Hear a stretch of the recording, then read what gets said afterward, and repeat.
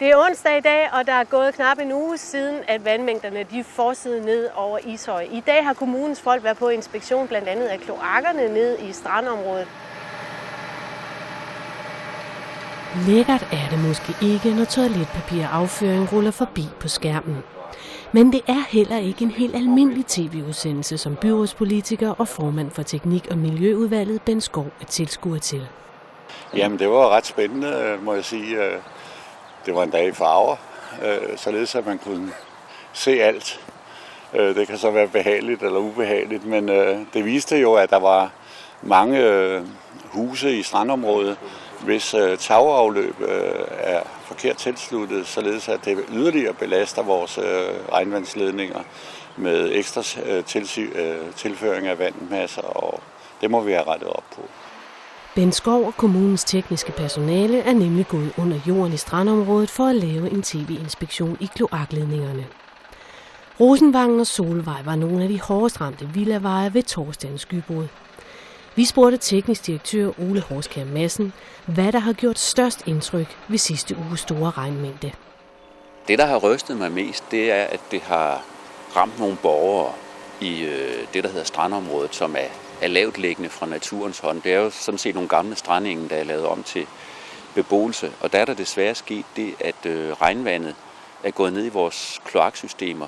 Og så har vi fået blandet regnvand og kloakvand, og det prøver vi at holde hver for sig. Men når det bliver blandet, og der kommer så meget, så kommer der op nogle steder, hvor det ikke skal komme op. Det kan komme op igennem toiletcisterner, og det kan du godt forestille dig, hvor ubehageligt det er. Det vi har en mistanke om, det er, at man i området, det er svært at lede regnvand væk. Og hvis man som grundejer har en have, der står under vand, så er det meget forståeligt, det vil man gerne gøre noget ved. Og så tror vi, at der er mange steder, men enten af uvidenhed, eller også for at løse problemet, så har man sendt regnvandet ned i kloaksystemet, og så sker der det her med, at når det regner, jamen, så lige pludselig så oversvømmer vores kloakker. Hvorfor skal der sådan en ordentlig gang regnskyld til, at I gør noget ved det? Vi har faktisk gjort noget ved det før. I 1997, der undersøgte man også de her forhold. Men altså, som folk, der har hus og have ved, så sker der jo hele tiden noget, man bygger til og bygger om, ejendommen bliver handlet osv. Så gennem årene, der er der åbenbart sket noget, så det nu er på tide at tage problemstillingen op igen. Endelig så er der altså også sket noget med vejret inden for de seneste par år. Det bliver også bekræftet af folk, der har mere forstand på det end os lægmænd, men vi kan jo se nogle regnvejrshændelser, der er helt atypiske. Så det er nødvendigt også at ændre dimensioneringsgrundlaget for kloakkerne. Det tager 1,5 døgn at inspicere hele området med tv-kameraer. Men allerede nu er kommunen ved at lave en handleplan om, hvad der skal ske med kloakkerne de næste mange måneder. Så den lille delegation fra kommunen drog videre ud i Ishøj, blandt andet til nyttehaverne, som har stået under vand, og hvor kun ukrudtet har gode vækstbetingelser. Sidste stop var Tranegilde Mose, som i dagens anledning er omdøbt til Tranegilde Sø. Har du taget det fornuftige fodtøj på i dag? Ja, jeg er nok lidt overrasket over forholdene. Jeg skulle nok have taget mine vaders på, som man siger. Men pyt med det. Det er bare våde fødder, det kan hurtigt ordnes. Er du generelt optimistisk i forhold til, hvordan det går med vandstanden her i Ishøj?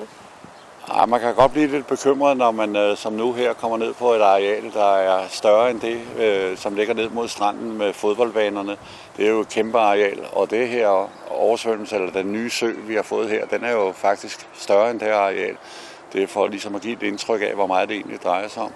Og det er ret bekymrende, og det er især bekymrende, fordi vi står i et moseområde. Det er en mose, og der er et pumpelav, der sørger for, at mosen ikke bliver til sø. Hvis ikke pumpelavet var der, så ville det også være en sø det daglige. Pumperne de kan ikke følge med, fordi det har regnet så meget.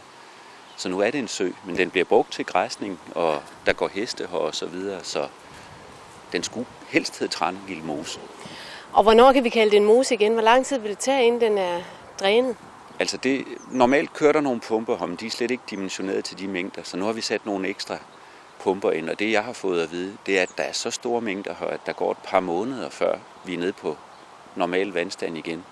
Og så beder vi jo til, at der ikke kommer ekstraordinære regnvejr igen, fordi så bliver vi det er ligesom Ludo, så er man bumpet tilbage til start igen, ikke? Når nu der kommer sådan en stor regnskyld igen, for eksempel om et år, ja. Er der så styr på det?